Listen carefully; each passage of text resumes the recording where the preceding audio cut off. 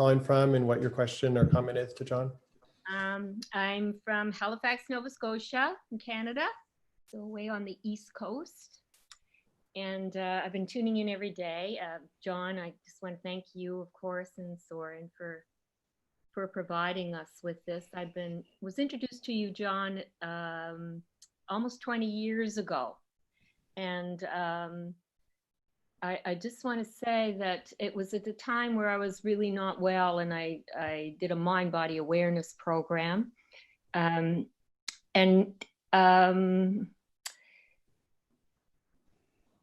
now I find that I've been really focused more on it the past few years, maybe as I'm getting older. I struggle with OCD. I want to talk a little bit about mental illness and mindfulness.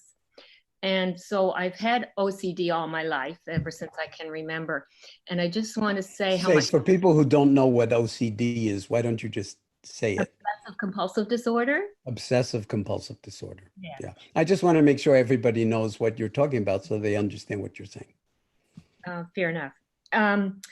And I want to just say how much mindfulness has helped me through that. And I have a psychiatrist now who was trained by you, Dr. O'Neill, and she brings that into her practice. So for psychiatrists out there, a psychologist, it really does help for people who are struggling with mental illness. So that's the first thing. That's my kind of struggle that I've struggled through with my life. My other struggle is with my son, who I'm a single parent. I've raised him pretty well alone. It's been quite a journey all the way through. He's 40 years old now, and he's always struggled with anxiety and depression. And we do believe now that he's autistic, somewhere on that spectrum. So he's in a small options home, but he had a mental breakdown about 7-8 years ago. And when he came out of the hospital, there was really nowhere for him to go. And the psychiatrist there just said, drop him at a homeless shelter. And as a mom, and we are very close, it was just the two of us a lot of the time. And I took him home and I looked after him for over 4 years, but I got sick. And now he was put in a group home and now a small options home. Every day he wants to come home. Every day, he's okay if I visit. And now with the coronavirus, where he's isolated, and he's hates everybody there at the small options home because I can't visit, and he hates me because I won't take him home. And I'm really trying to protect myself and also him, and try to give him a life where his whole life is not dependent on me. When he can't see me or if he can't come home, he just wants to die. So it's how do, I'm so close to him. Like we talk on the phone for about 2 hours every day. And to maintain mindfulness through that with someone that is so focused on his livelihood really depends on me.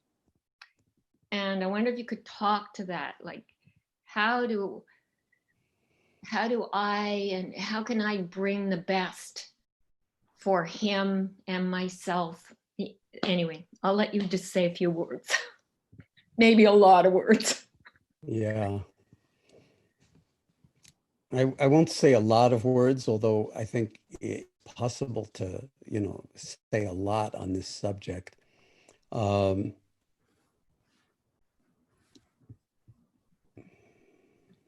First of all, I think the first thing to say is in some sense to recognize the enormity of the challenges that you're both facing. And mental illness brings a certain kind of coordinate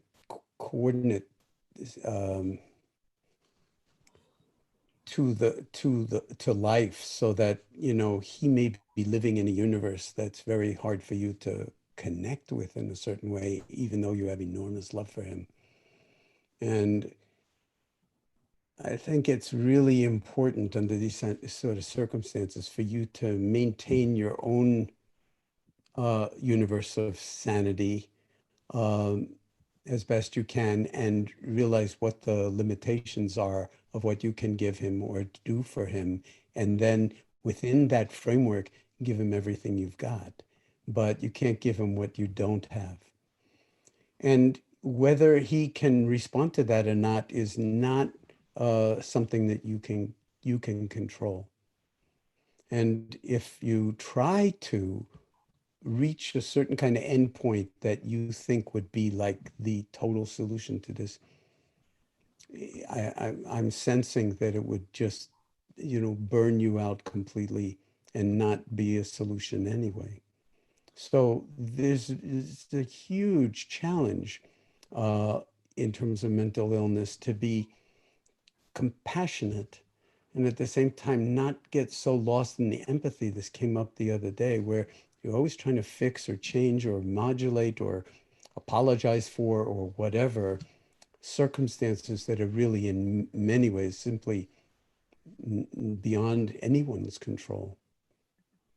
And the suffering is like heartrending. So yeah, to acknowledge that it's in some sense tearing you apart, breaking open your heart. But there's a way to, in some sense, break open your heart so that it's an opening rather than just a destruction. And that would be kind of like not an ideal, but a challenge to set for yourself, like a Zen koan. Like, what would it be to let your heart break open, but not be destroyed? To truly open. And you can't control his experience whatsoever, but you can modulate your own in some sense, inwardly and outwardly. And I think by doing that, even your voice on the phone, or if you're doing FaceTime or whatever, that you can intentionally hold the space for both of you. And in that way, in some sense, calm down or be reassuring or whatever it is, but not be attached to the outcome, because you just cannot control that. And in terms of OCD, there are a lot of psychiatrists who have moved into the domain of mindfulness because there are a number of books out by psychiatrists who actually have OCD, who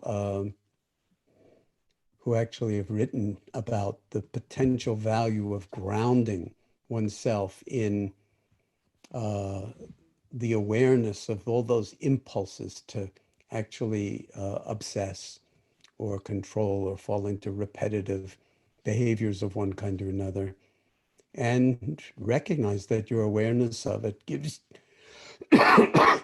gives you a new dimension of freedom with which to navigate.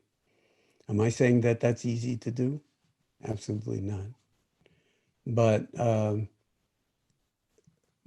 it could be extremely liberative to just acknowledge that you're already doing that in many ways. And so you've got a head of steam up, so to speak, or some momentum to actually deepen your own practice in that way.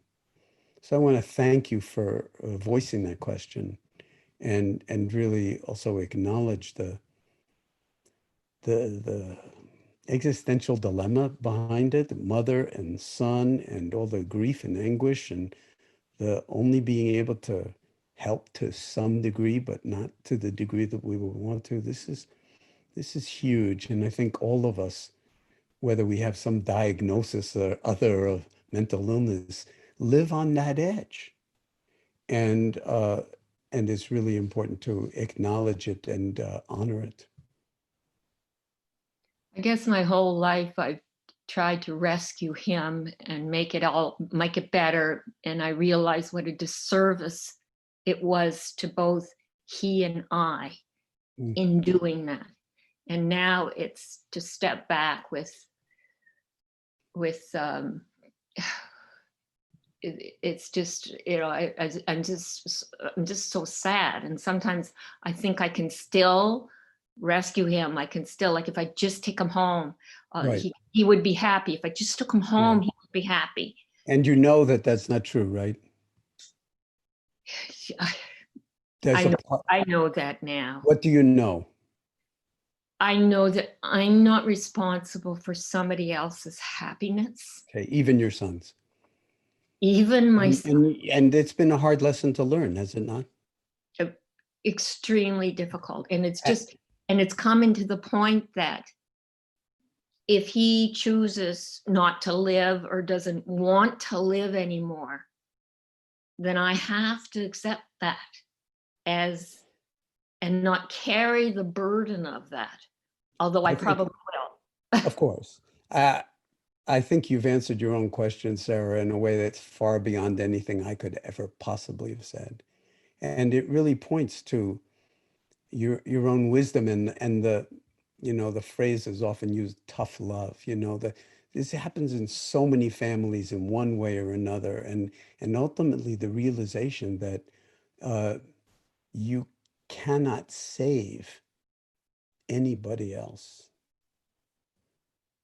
And I don't know if you know the poem by Mary Oliver called The Journey, but if you don't know it, look it up on the web. You'll find it in an instant and read it to yourself about 100,000 times. And I think you'll find that it's resonating with something that you've already expressed and that you know in a very deep way. And it doesn't mean that there won't be enormous sadness about it, enormous sadness and grief. It's And sad all the time. It's like a cloud all the time. yeah, Yeah. so you're not going to try to make the cloud go away, but you're just going to be the sky in which the cloud forms itself. So if you're the sky, which is the one of the metaphors that I've been using to describe the boundless spaciousness of awareness, then you can hold the cloud or the storms and the lightning and the thunder and the horror and not deny any of it. It's real, but it's also not the whole story. And you've already told all of us, several thousand people online, not told, but demonstrated that you know that it's not the whole story. So that's wisdom, okay? That's wisdom in you. And it's not to build a big story out of that, but it's certainly not to disregard it and not recognize that beauty and that wisdom in yourself. So thank you. Thank you very much, Jon. Thank you. And good luck with it. I really Thank feel with you. you.